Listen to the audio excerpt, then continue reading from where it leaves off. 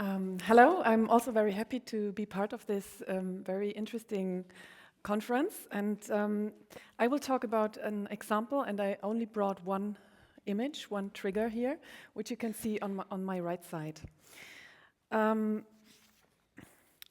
a contribution to the question of how we might think the technosphere and what are the implications of the combination of these two words, I want to tell a short micro-history of a technological network which stood at the very beginning of the ever-since expanding communication networks and their metabolistic entanglements. My notion of the importance of history here is, as my colleague Jim Fleming has put it, everything is unprecedented if you don't study history. The trigger I would like to present to you is a very special memorabilia or relic from the early age of submarine telegraphy. What you can see here is the ritualistic glass case.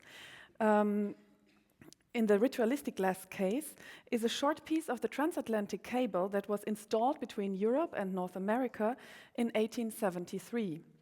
40 years later, in 1903, this cable was removed and replaced, and this piece was recovered for display in the London Science Museum. Organic and inorganic natures are to be found on two levels here. Of course, what you see most obviously is that the cable is encrusted by marine growth. I will come back to this later, but first look at another part of this cable. Because every piece of submarine cables in this age had been isolated by a special type of raw material called Guttapercha. This material was derived from tropical trees, which look a little bit like rubber trees, that only grew in Southeast Asia, like on the Philippines, Malaysia, or Papua. And by that time, these countries were under the rule of colonial powers. It had been a great problem to protect electric cables against salt water because no material was found that would resist this water. In the late 1840s, finally, with Guttapercha, a material was found that was resistant to salt water, and a machine was invented that was able to cover the cable seamlessly.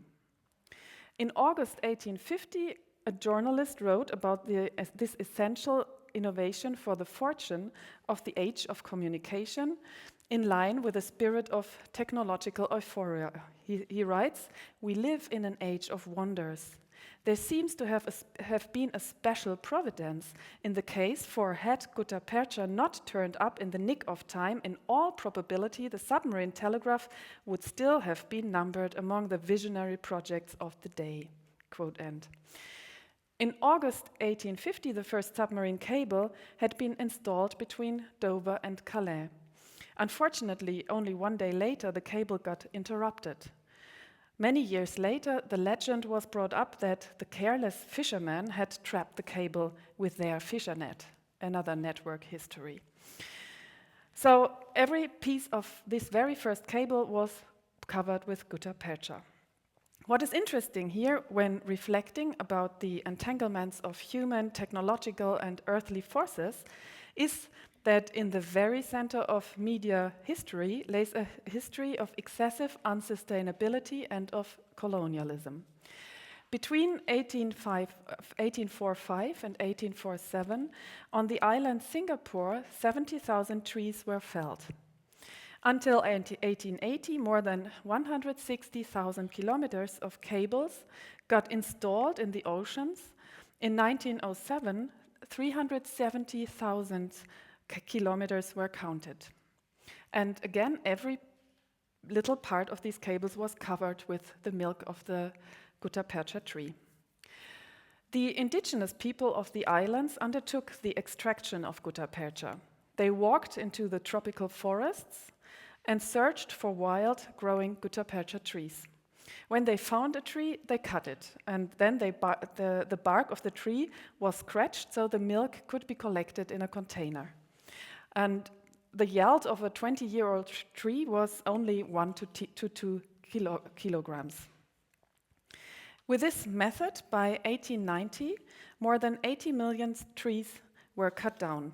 Since 3/4 of Guttapercha was consumed by the telegraph industries, we can say that the tropical stock of Guttapercha trees got victimized to telecommunication. In 1860, there was no Guttapercha tree left in Singapore. In 1880, this was also true for Malaysia, Borneo, and Sumatra, who followed soon after. At the end of the 19th century, there were barely no trees left. So as a consequence of this shortage, the companies couldn't establish more telegraph lines according to their schedule. And this meant, of course, that they couldn't work on establishing the communication sphere of the colonial global power. Therefore, a very typical story of the forest and unsustainability is located at the center of telecommunication history. And some of you might know that the concept of sustainability came from forestry. At the turn of the century, the colonial powers began to convert forests into cultivated plantations of Guttapercha trees, knowing that it would take 20 years until the first harvest. Other solutions were to increase productivity by finding new ways to extract the precious milk without killing the tree. And in 1933, finally, the problem was solved by the invention of another material derived from organic plastic.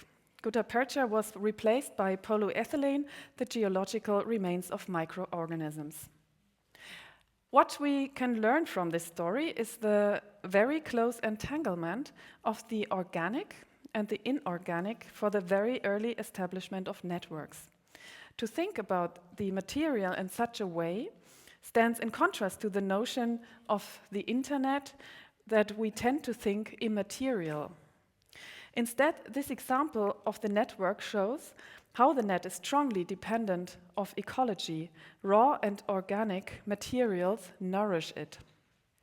The conditions of existence of the early networks of communication have been tropical trees felled in the colonies, unsustainable conditions of overexploitation, and exploitative working conditions. Current examples that bring into mind these dependencies of the technosphere to the and the geosphere would be the inhuman conditions of how rare earths are gathered in the Congo, but also how electronic waste is shipped to Ghana, where it forms large toxic graveyards. But also the geopolitical fact isn't discussed very often that 97% of rare earths produced today are sourced in China. Therefore, the future of technical media, networks, but also essential raw materials to realize the exit from fossil fuel energy can be realized only under the conditions of these geopolitical conditions. The inseparable interplays between organic and inorganic systems, which is a definition by Haeckel of ecology, by the way, and the conditions of existence get explicit in the relic here of the transatlantic cable, which is placed so beautifully in the glass case. The cable not only is made from a tree, but is encrusted also by inhabitants of the sea, like corals and seashells. The glass box contains the cable like an aquarium located in a museum of natural history. It reminded me on the early model of an ecology or biocenosis, a commune of different species, of the proto-ecologist Carl August Möbius, who at around 1890 installed such a display case here in Berlin at the Natural Museum, showing how a reef of oysters forms such a community of different species together. The display case with the encrusted Guttapercha cable may therefore, I would suggest, be an early example of the interplay and entanglement of organic and inorganic natures and technologies, an ecosystem of communication, or a model and a shrine maybe even to think the inseparable entanglements of technological, social, organic, and earthly spheres, a media ecology.